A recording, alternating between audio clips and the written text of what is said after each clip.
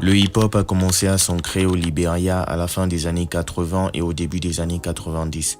En raison des liens culturels étroits entre les deux pays, la culture hip-hop américaine a été bien accueillie par la jeunesse libérienne et il n'a pas fallu longtemps avant qu'ils ne commencent à l'expérimenter. Dans les années 90, probablement influencé par le mouvement hip-hop africain en pleine croissance, le hip-hop libérien a commencé à intégrer davantage d'éléments locaux tels que la langue, l'accent et surtout l'utilisation du dialecte kolokoa, qui est de base un argot libérien, mais est devenu la langue vernaculaire la plus populaire du pays.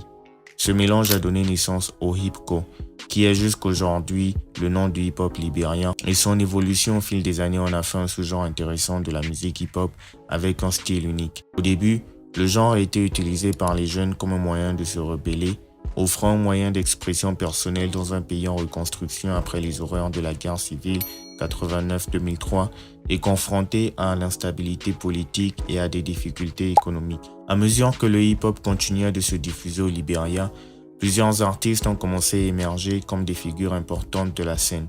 Ces artistes n'ont pas seulement contribué au développement du genre, mais ont aussi utilisé leur plateforme pour sensibiliser le public aux problèmes sociaux et politiques auxquels le Libéria faisait face. Takunje, l'un des noms les plus reconnus du hip-hop libérien, est devenu célèbre pour ses paroles politiquement chargées et son plaidoyer en faveur de la justice sociale. MC Karo, une autre figure influente de la scène hip-hop du Libéria, est connue pour être l'une des rares artistes féminines du mouvement hip-hop du pays. Le hip-ko est profondément influencé par le contexte post-guerre du pays. Le genre a servi de moyen important pour que les jeunes expriment leurs critiques du système. Ces critiques sont souvent adressées à la fois aux responsables gouvernementaux et aux organismes internationaux impliqués dans la reconstruction post-guerre du pays. Malgré la popularité croissante du hip-hop au Libéria, le hip-ko, le genre, fait face à plusieurs défis qui entravent son développement plus large, notamment une industrie relativement inefficace et le manque de royalties qui nuit au sens de revenus des musiciens. En dépit des efforts des artistes et des différentes tentatives de reconnaissance continentale et internationale, le hip-ko reste aujourd'hui un acteur relativement mineur de la culture hip-hop en Afrique de l'Ouest.